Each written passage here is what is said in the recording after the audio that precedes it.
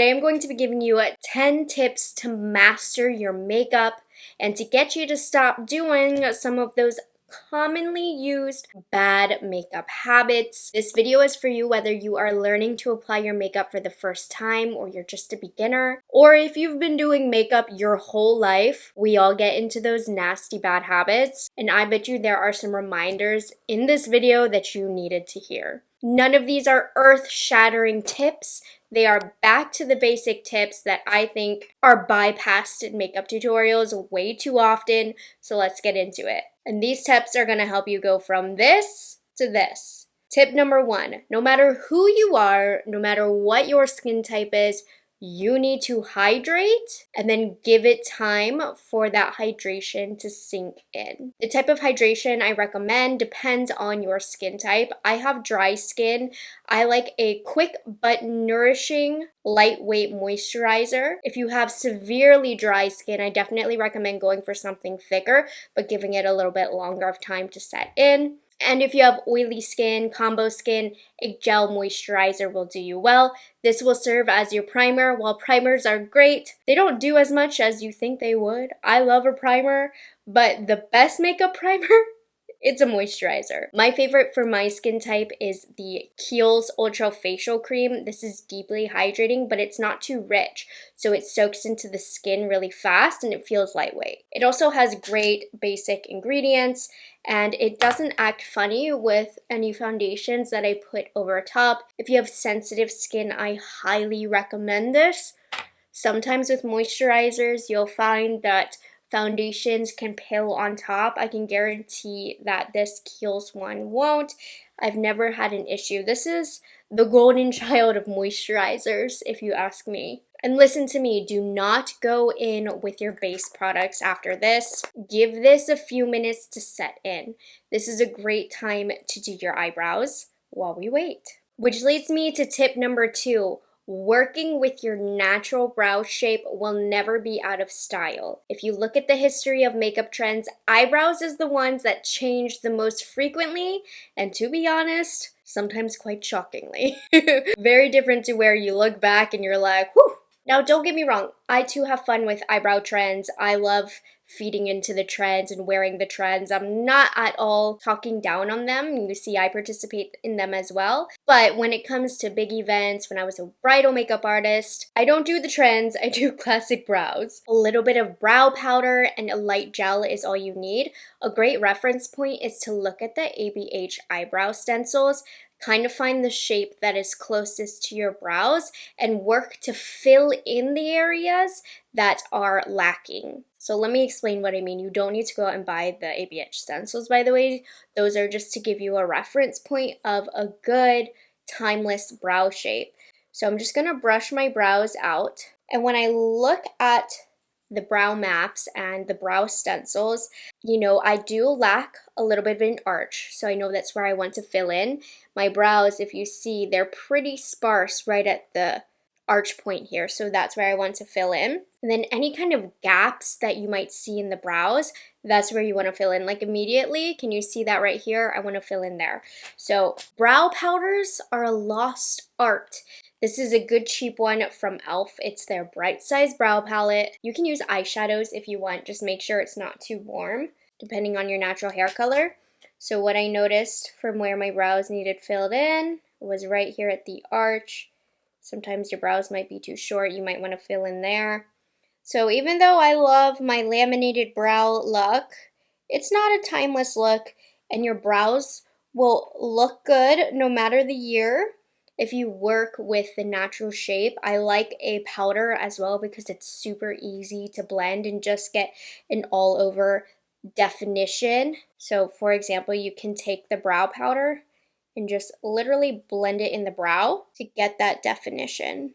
When I did bridal clients, all the time I had girls coming to me with their brows not done, or the opposite, very sparse brows. And I would always just work with their natural shape, work with what needed filled in, what areas were sparse, and of course with the natural shape of their face as well. So just brush it out And then a little bit of light gel. My favorite gel that gives hold but it doesn't feel too heavy is the ABH Clear Brow Gel. They are like the OGs of the brow world. So I'm just gonna brush the brows out with the spoolie. Not doing the big standing up straight that's really popular right now that I also like the look of. But kind of push them out at a diagonal again. Follow the natural direction of your hairs. And an eyebrow like this will never be out of style.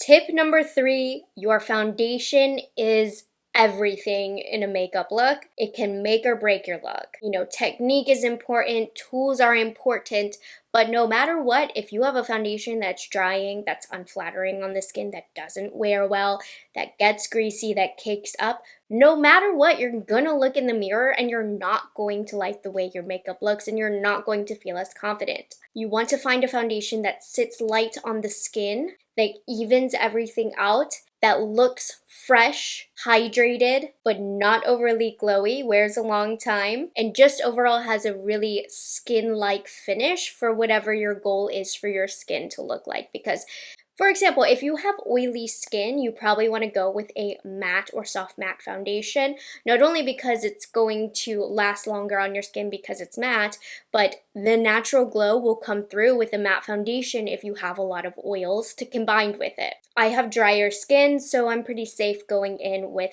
not a dewy foundation, but you know, somewhere in the middle there. One of my favorite foundations that sits on the skin like butter, no matter what, I know my skin is going to look good. I don't have to worry about that. And you know, if your base looks good, the rest of it is going to look a lot better. I love the Dior Forever Skin Glow. I think this one is great for medium coverage. If you want lighter coverage, Wet n Wild has a phenomenal tinted moisturizer that sits beautiful and soft on the skin.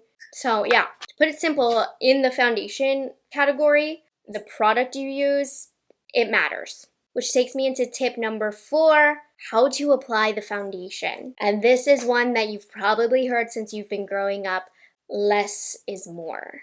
And this is something that I always need to remind myself when it comes to foundation application. The thicker of the layer you have, the heavier it's going to look and feel and misbehave on the skin. So my suggestion, you want as even and thin layer of a product over the skin as possible. Warm up the product with your finger and work on spreading it out.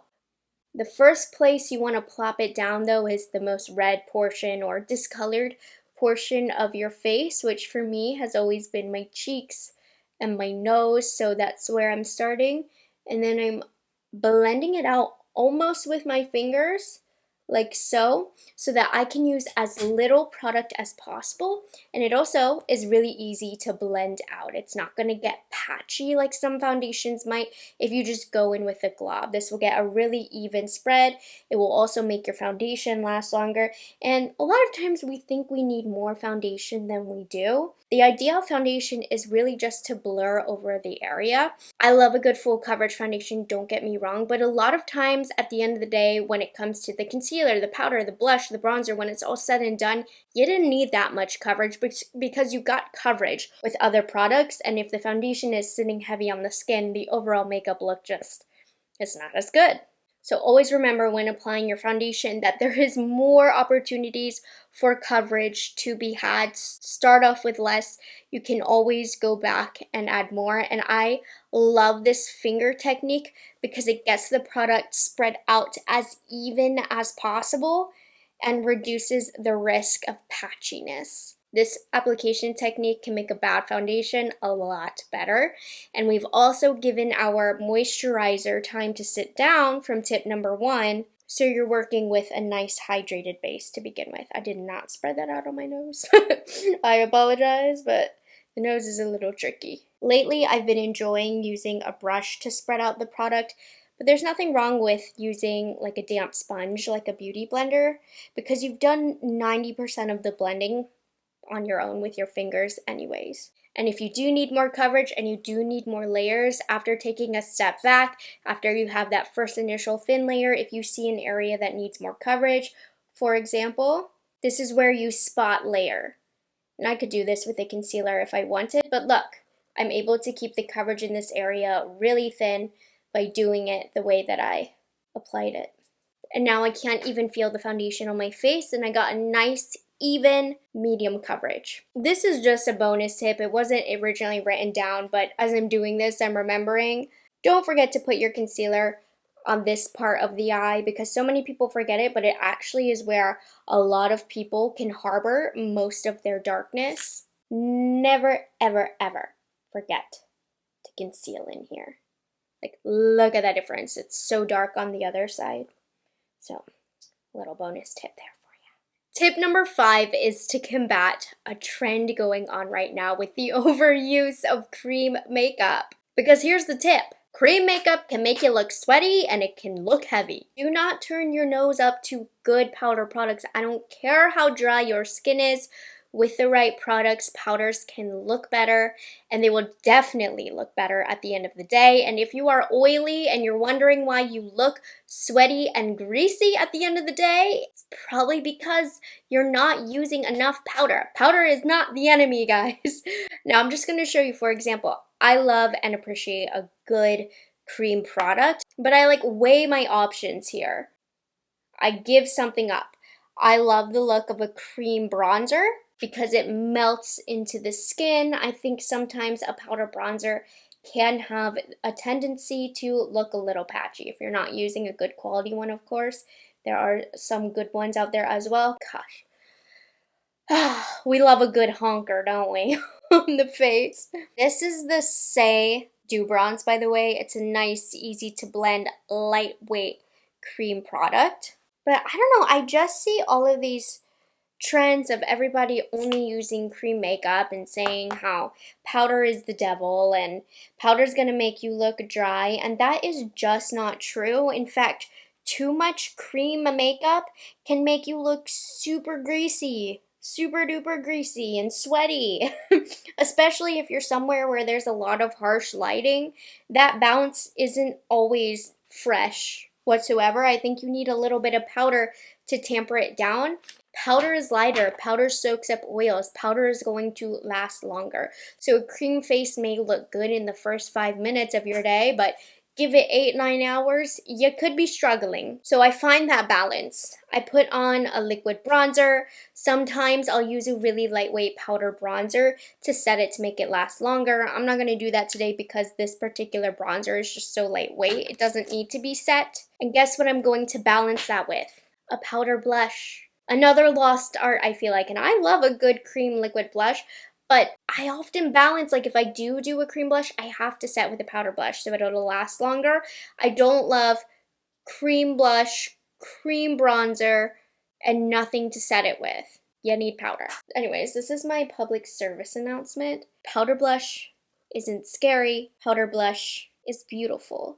So I'm using the Laura Mercier blush color infusion in the shade Peach Shimmer. I'm using a really soft brush, and that's going to help give the cheek as diffusive a look as possible. And I'm totally in on the crazy blush trend. I'll be looking wild in my videos, mostly so you can see on camera, but I do find myself getting carried away. But gosh, that's one of those trends we're gonna look back when we're older and we're gonna be like, you look like a clown. Anyways, with this powder blush alone, my makeup's gonna last that much longer because this powder is gonna help soak up the oils on my cheeks. If I wanted to go even more, we could do a little bit of bronzer. Which leads me into tip number 6. Baking is not scary if you're doing it the right way. I've been talking about how powder is not the enemy, so we're taking it a notch up and talking about baking and how you can make it work for you. Mature skin, a little bit of a different story, but I use powder on mature skin too.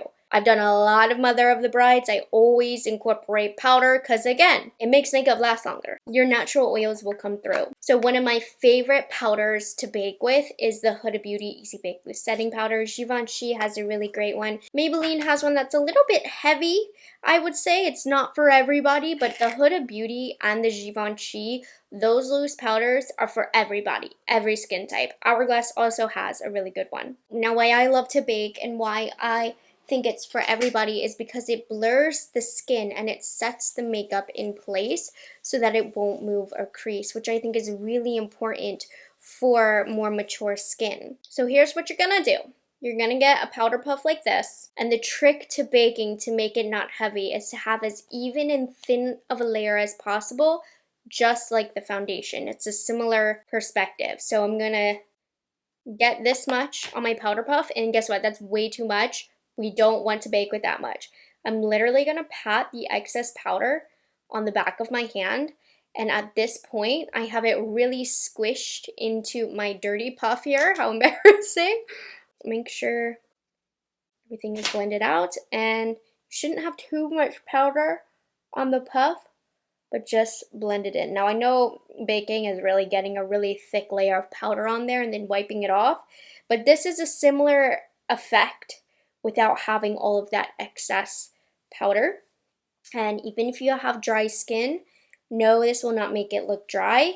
And again, this technique, for example, the zit, I have a little bit of foundation on it. I'm pressing the powder onto the zit to lock that coverage into place. And you shouldn't have anything to wipe away. That's how thin and even of a layer.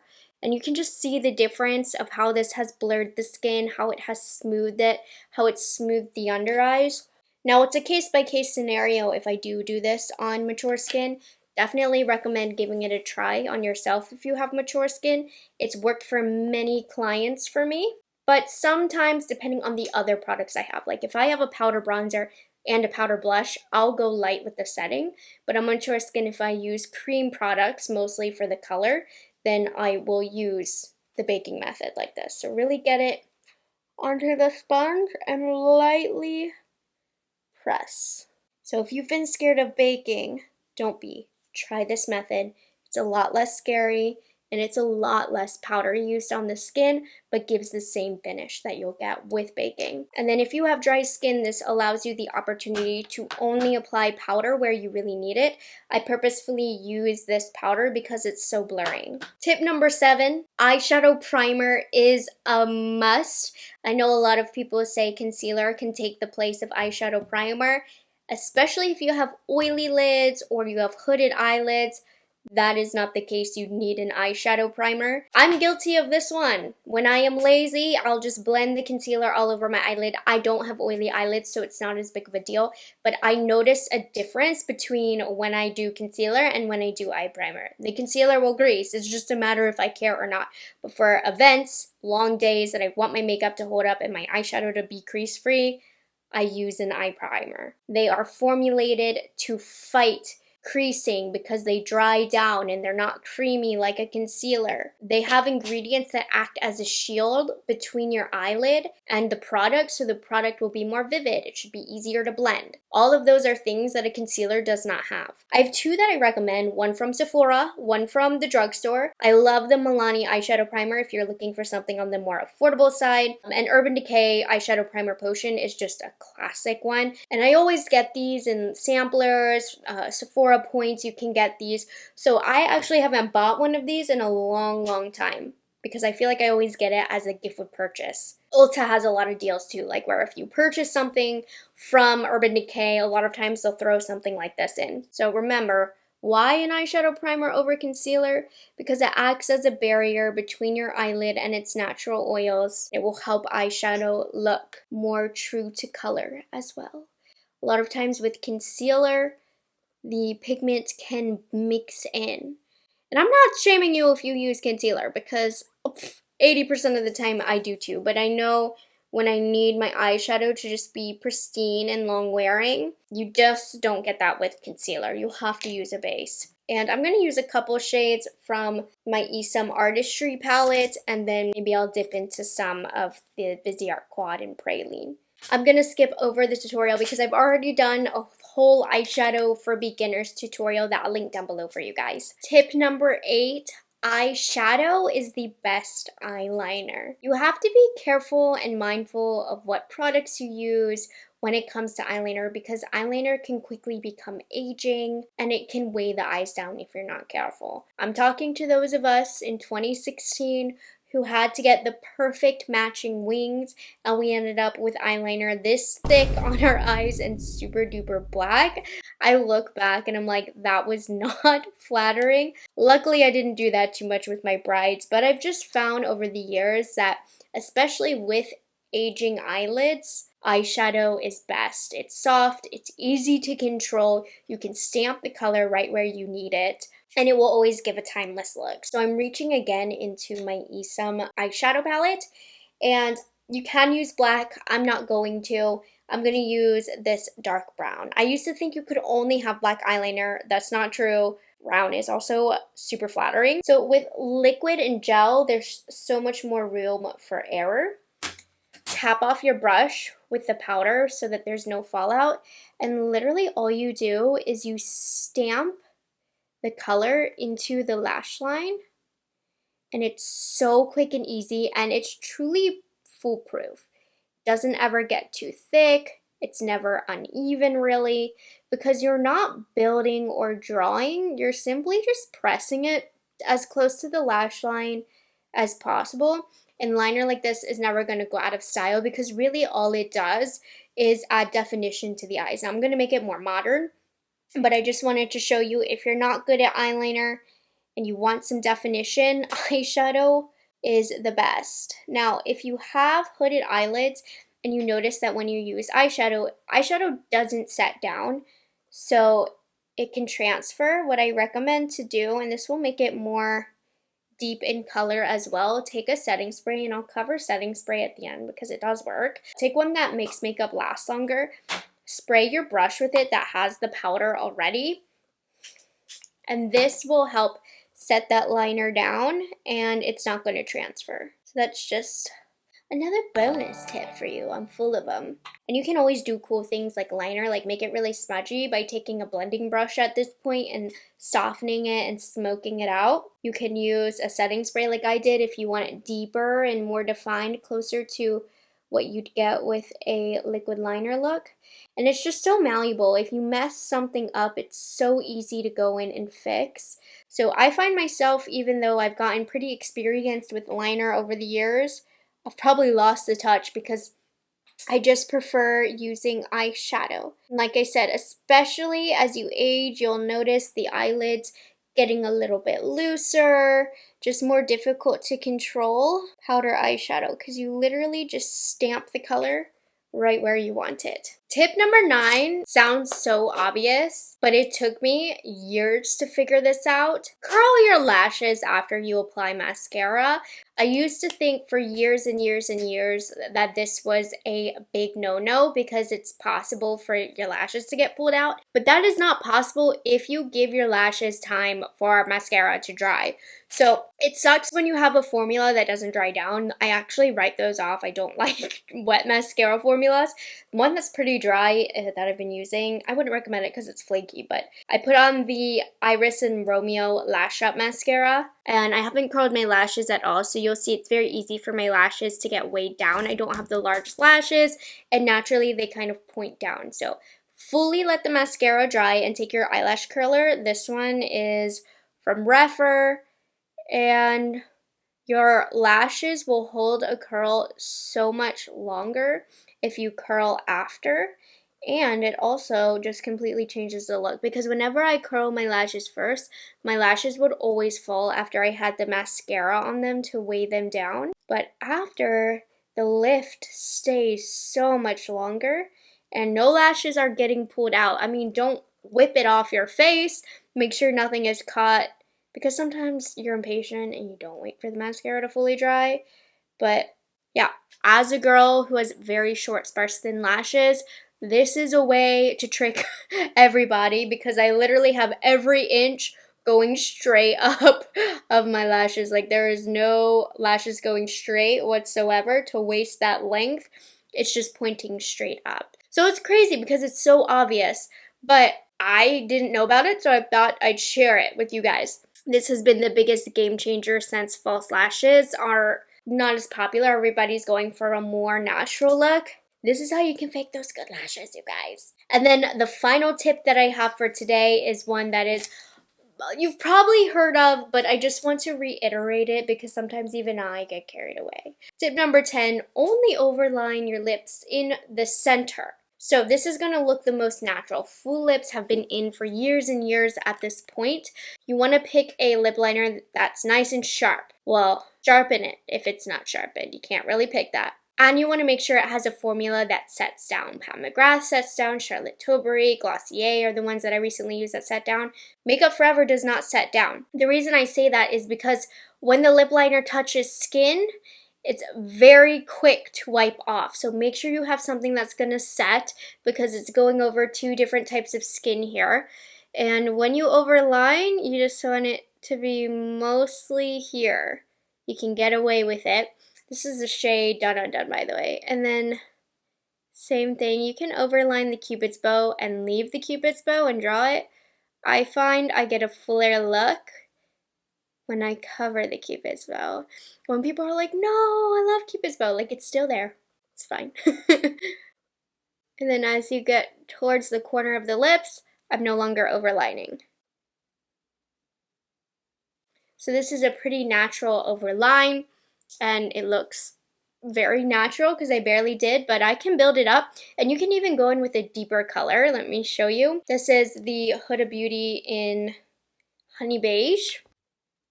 I'm just focusing the deeper color in the center. And I find for me, I have a natural pout down here, so I can get pretty overlined with it still looking natural down here. But this will give as natural as possible of a full lip while going outside your lip line, because you can look a little Miranda Singsy if you overline the outskirts of the lips. And then put something lighter in the center if you want even more of a pouty look, then something glowy.